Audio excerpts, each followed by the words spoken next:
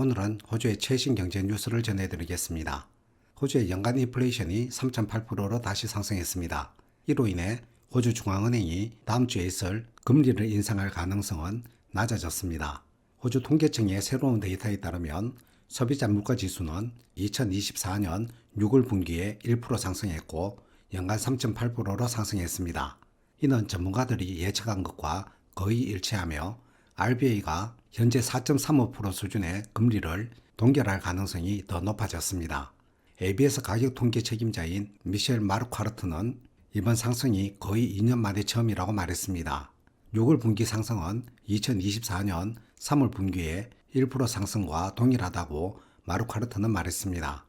6월 분기의 연간 상승률 3.8%는 3월 분기에 3.6%에서 상승한 것입니다. 이는 2022년 12월 분기 이후 처음으로 연간 CPI 인플레이션이 증가한 것입니다.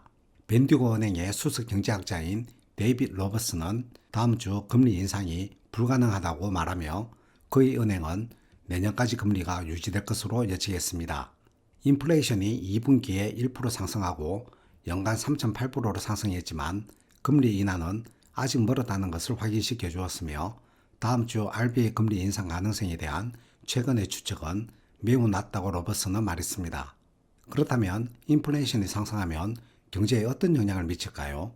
쉽게 말하자면 인플레이션이란 상품과 서비스의 가격이 전반적으로 오르는 현상을 말합니다. 호주에서 인플레이션이 상승하면 다음과 같은 현상이 발생할 수 있습니다. 첫 번째, 생활비 증가.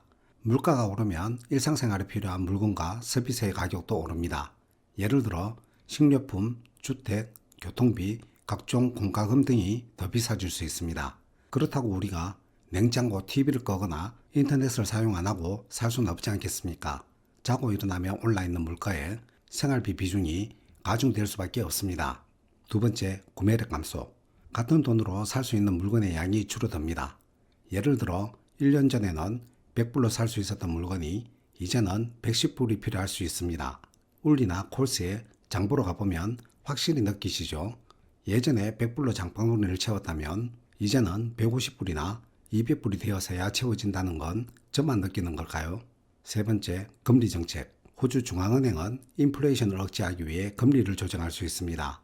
2023년 소비자 물가지수가 최고치를 찍었을 때 금리가 엄청 올랐었죠.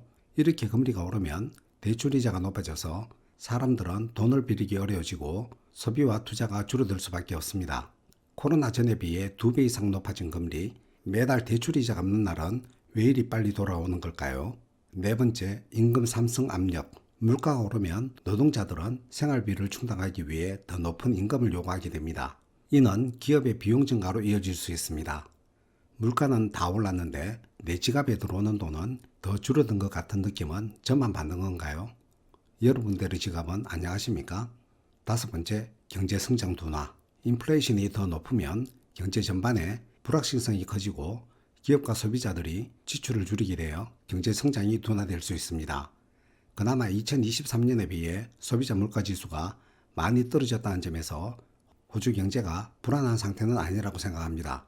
다만 이상적인 수치인 2%로 들어서기까지 얼마나 오랜 시간이 걸릴지 걱정입니다.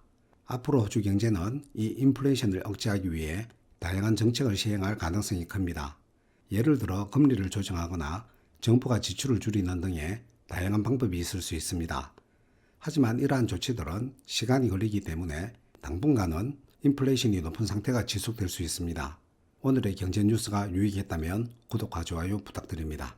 감사합니다.